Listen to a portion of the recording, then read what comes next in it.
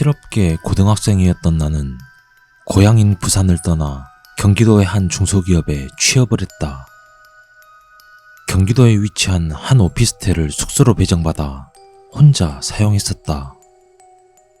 2013년 9월쯤 난 회사에 실습을 나왔고 여러 직원분들의 도움으로 무난한 회사 생활을 하고 있었다. 8시 반 출근, 5시 반 퇴근, 그리고 잔업은 20시까지.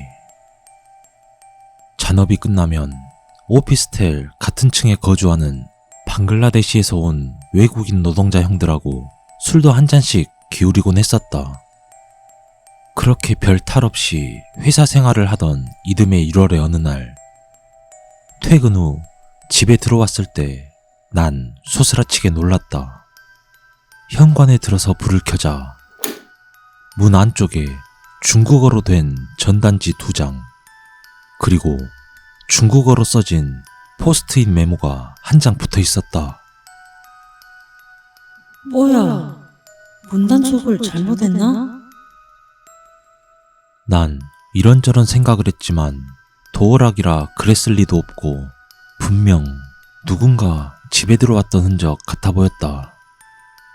깜짝 놀란 나는 같은 층에 사는 방글라데시 형들 방에 찾아가 도움을 요청했다. 그렇게 형들 3명과 난 내 숙소의 현관문을 열고 불을 켜고 방을 하나씩 뒤져봤다. 현관, 거실, 작은 방, 복층까지 싹 뒤져봤지만 없어진 물건도 없었고 특별한 흔적 같은 것도 없었다. 다만 나는 복층에 짐을 놓아둘 뿐 자주 들락거리지 않았는데 구석에 과자 부스러기와 함께 머리카락이 몇 가닥 있었다. 당시 난 머리를 6mm 반삭을 하고 지냈기에 내 머리카락이 아니란 것쯤은 충분히 알 수 있었다. 하지만 평소 워낙에 게을러 복층 청소를 대충 했던지라 이전 세입자의 흔적이라 생각하고 그냥 넘어갔다. 사실 조금 찝찝했지만 딱히 도난당한 물건도 없었고 특별한 이상도 없었기에 형들을 돌려보내고 난 방에서 쉬고 있었다. 이참에 집 청소도 하고 샤워도 하며 노곤노곤한 몸을 이불에 뉘었을 때 문득 어떤 생각이 뇌리를 스쳤다. 분명히 퇴근 후 현관문을 열고 그 뒤에 현관에 불을 켰을 때 문에 붙어있는 전단지와 포스트잇을 발견했는데 이상하게도 방글라데시 형들을 데리고 왔을 땐 현관불은 꺼져 있었고 난 다시 현관에 불을 켰다는 사실을 알아채게 되었다. 아마 내가 퇴근한 직후에는 방 안에 사람이 있는 것 같다는 생각을 했다. 이 생각이 들자마자 집안은 더 이상 나에게 안전한 곳이 아니었고 그날 하루는 방글라데시 형들 숙소에서 묵게 되었다.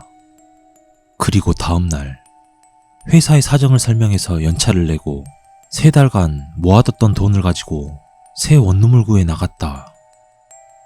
경찰에 신고할까 망설이기도 했지만 청소하면서 중국어로 된 전단지와 포스트잇을 모두 버렸고 당장 피해를 입은 것도 없어서 방만 옮기고 이 일은 깔끔하게 잊자는 생각을 했다. 그 이후에 몇 달간 회사를 더 다니다 군대 때문에 다시 고향에 내려갔을 때 5년도 훨씬 넘게 지난 지금 다시 또 이 동네에 와서 살고 있다. 지금 생각해보면 그때 만약 형들을 부르러 가지 않고 혼자 안에 들어갔으면 큰일이 났을지도 모르겠다는 생각을 해보게 된다.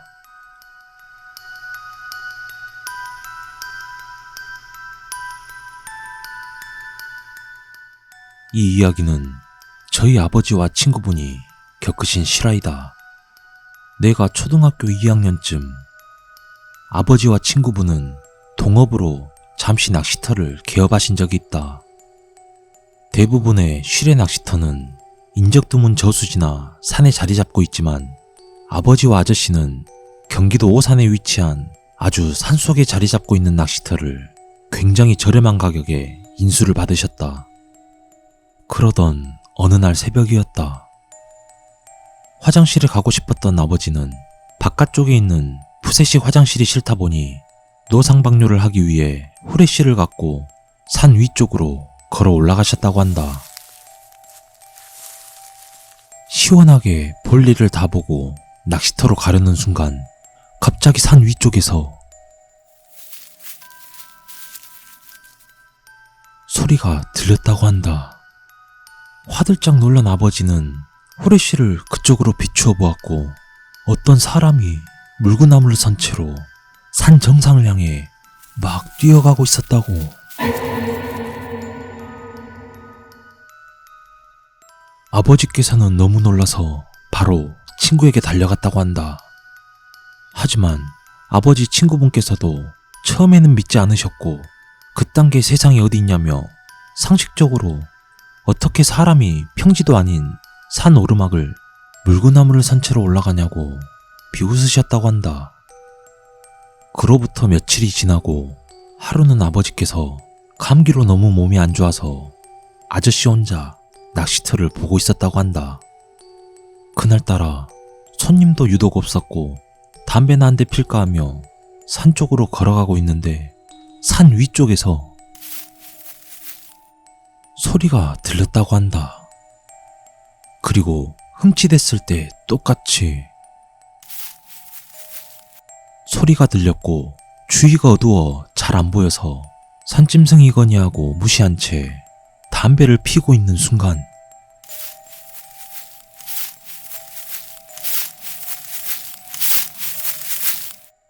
소리가 점점 가까워지는 것 같았다고 한다.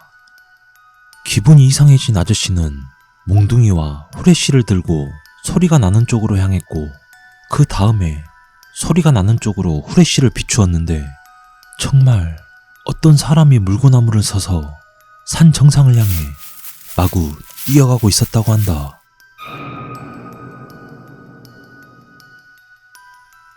처음에는 믿지 않았던 아버지 친구분도 그 광경을 보고 난 뒤 며칠 동안 패닉 상태에 빠지셨고 며칠 후 아버지께서 완치하고 돌아오신 날 아버지와 아버지 친구분은 몽둥이와 후레쉬 그리고 부적을 들고는 그날 밤에 산으로 향하셨다고 한다.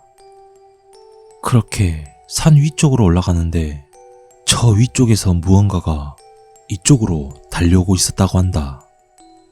두 분은 너무 놀라 도망치는데 고의인지 우연인지 아버지께서 그쪽을 후레쉬로 비춰보았고 아버지는 그대로 기절을 하셨다고 한다. 그 일이 있은 후 얼마 되지 않아 다른 사람에게 낚시터를 넘긴 뒤 다른 일을 시작하셨다. 그리고 헤어지기 전 아버지 친구분께서 물어보셨다고 한다. 근데 너무 궁금해서 그러는데 그날 대체 뭘 본 거야? 그러자 아버지는 힘겹게 입을 열었다. 그때 말이야, 후레쉬를 비췄을 때